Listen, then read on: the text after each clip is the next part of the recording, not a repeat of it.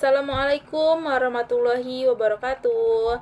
Salam Om Swastiastu, Namo Buddhaya, salam kebajikan, salam sejahtera bagi kita semuanya. Salam Pancasila. Perkenalkan, nama saya Anissa Nur Hanifah dengan NIM 2503020058 dari kelas 1B. Saya di sini tidak sendiri, saya bersama dengan rekan-rekan saya. Perkenalkan, nama saya Muhammad Mukhtar dengan NIM 2503020074. Nama saya Siti Adawiyah dengan nomor NIM 2503020052. Baik teman-teman semuanya, kami di sini di video kali ini kami akan berbagi tanggapan tentang sebuah video sosial eksperimen yang cukup menyentuh, yaitu tentang seorang nenek yang disuruh mengemis oleh anaknya sendiri. Kenapa kami menyampaikan video ini? Karena video ini menarik sekali, karena kita bisa melihat langsung bagaimana reaksi orang-orang di sekitar terhadap situasi yang memprihatinkan ini. Ada banyak nilai luhur yang bisa kita petik, tapi juga ada hal-hal yang bikin kita bertanya-tanya, mengapa sih orang-orang tidak memberi pertolongan kepada nenek itu. Nah, di sini kami akan menampilkan video cuplikannya. Silakan ditonton. Mau apa? Duduk. Ya mau apa? Duduk. Mau apa tuh? Tadi liatin Mas. Dosa. Udah duduk. Iya. Kita minta.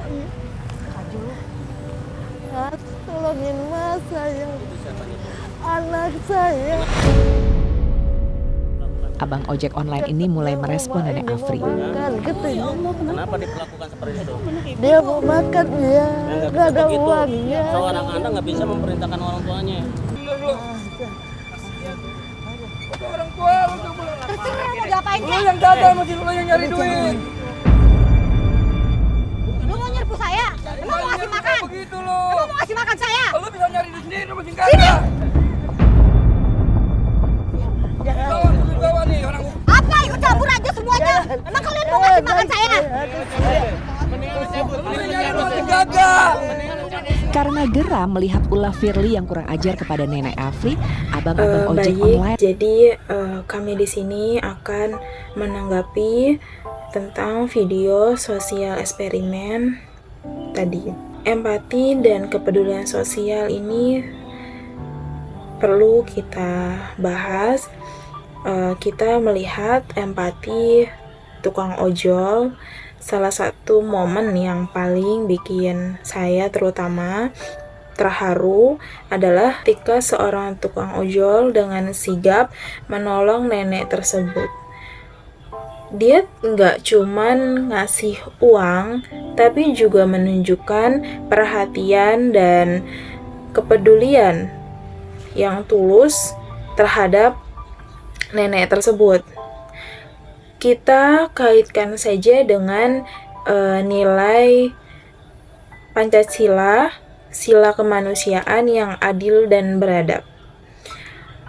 Tindakan ojol ini adalah cerminan nyata dari sila kemanusiaan yang adil dan beradab. Dia memperlakukan nenek itu sebagai sesama manusia yang pantas mendapatkan pertolongan dan kasih sayang yang tulus. Ini membuktikan bahwa di tengah kesibukan dan individualisme zaman sekarang ini, nilai-nilai kemanusiaan itu masih sangat kuat dalam masyarakat kita. Ini juga termasuk eksploitasi anak terhadap orang tua.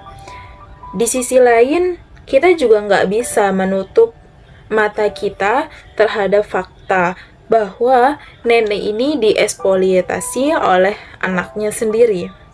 Ini adalah tindakan yang sangat tidak terpuji dan melanggar nilai-nilai kejujuran serta integritas. Ini juga sangat bertentangan sekali dengan sila ketuhanan yang Maha Esa.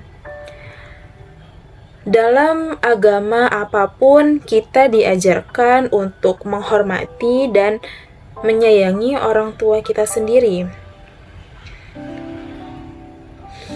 Tindakan anak yang memaksa ibunya mengemis ini jelas bertentangan. Saya akan memberikan tanggapan bantuan dari masyarakat lain.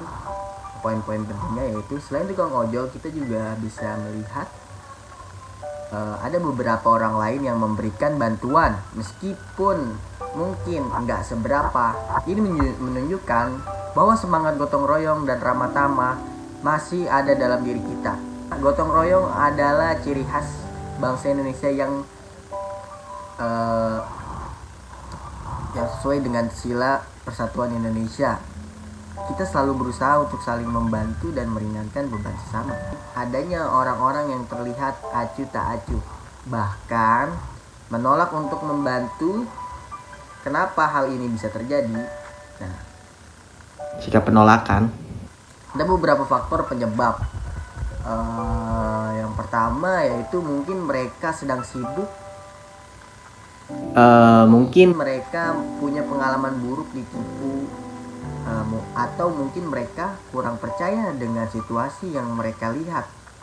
Tapi penting untuk diingat bahwa sikap seperti ini agak mencerminkan nilai-nilai Pancasila yang sebenarnya kita harus selalu berusaha untuk membantu sesama tanpa mengidentitas atau melihat latar belakang mereka. Etika Pancasila seharusnya menjadi landasan dalam setiap tindakan dan interaksi sosial kita. Nilai-nilai seperti kemanusiaan, keadilan, persatuan, dan musyawarah harus selalu kita kedepankan.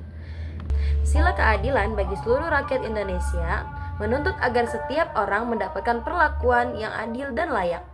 Para lansia, terutama yang hidup dalam kondisi rentan, harus mendapatkan perhatian dan perlindungan yang khusus. Pemerintah dan masyarakat harus bekerja sama untuk melindungi kelompok rentan seperti nenek ini dari eksploitasi dan kekerasan.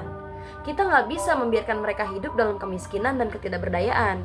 Penting juga nih untuk terus mensosialisasikan nilai-nilai Pancasila sejak dini, agar generasi muda kita memiliki kesadaran moral yang tinggi dan mampu menerapkan nilai-nilai tersebut dalam kehidupan kita sehari-hari. Etika Pancasila harusnya menjadi landasan dalam setiap tindakan dan interaksi sosial kita.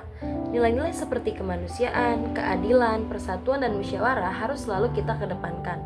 Sila keadilan sosial bagi seluruh rakyat Indonesia menuntut agar setiap orang mendapatkan perlakuan yang adil dan layak. Para lansia, terutama yang hidup dalam kondisi rentan, harus mendapatkan perhatian dan perlindungan yang khusus. Pemerintah dan masyarakat harus bekerja sama untuk melindungi kelompok rentan seperti nenek ini dari eksploitasi dan kekerasan. Kita nggak bisa membiarkan mereka hidup dalam kemiskinan dan ketidakberdayaan. Penting juga untuk terus mensosialisasikan nilai-nilai Pancasila sejak dini, agar generasi muda kita memiliki kesadaran moral yang tinggi dan mampu menerapkan nilai-nilai tersebut dalam kehidupan sehari-hari.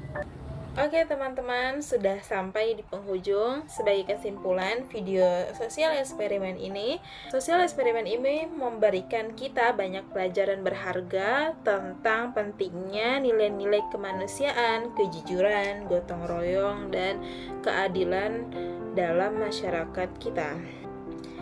Saya mengajak kita semua untuk merenungkan kembali nilai-nilai Pancasila dan menerapkan dalam kehidupan sehari-hari. Mari kita jadikan Pancasila sebagai kompas moral yang membimbing kita dalam setiap tindakan dan keputusan.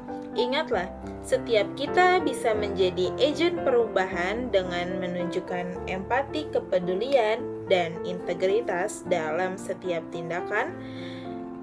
Sekecil apapun contoh kita, itu bisa memberikan dampak yang besar bagi orang lain. Baik teman-teman, terima kasih sudah menonton video ini. Semoga tanggapan kami bermanfaat dan bisa menginspirasi kita semua untuk menjadi pribadi yang lebih baik. Kurang lebihnya mohon maaf. Wabillahi taufik walhidayah. Wassalamualaikum warahmatullahi wabarakatuh.